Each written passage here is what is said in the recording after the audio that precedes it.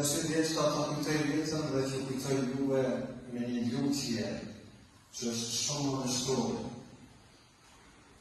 që ne ka mësuar i dërguari i yri, e që një pjesë e madhe e besimtarëve atë dua apo atë lutje në nërmendje e din dhe dëgjojnë në të namazve fjalën La ilaha illallah wahdahu la sharika lah lahul mulku wa lahul hamdu wa huwa ala kulli shay'in qadir. Dhe fjala e tauhidit, fjala e njështërisë Allahut subhanahu wa ta'ala.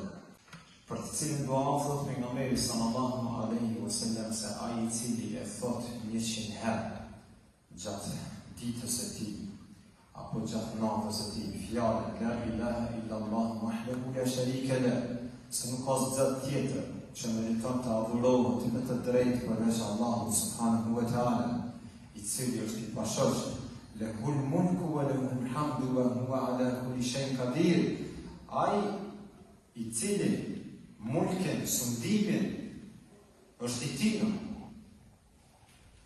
Lahul mulku wa lahul hamdu, dhe ati ka thënë falënderimin, dhe ai që i plot fuqishëm për çdo gjë.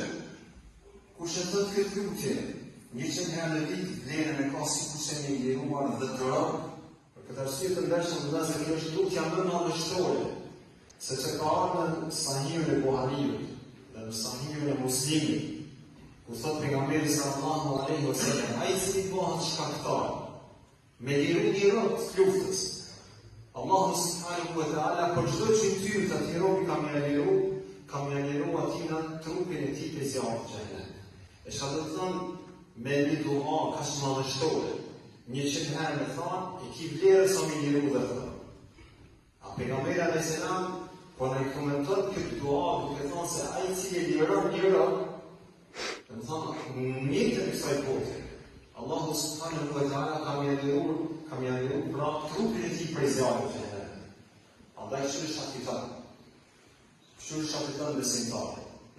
Arsye se këto janë fjalë e tauhidit, fjalë që e madhëron Allahu subhanahu wa ta'ala, se ne nuk adhurojmë askënd përveç Allahut.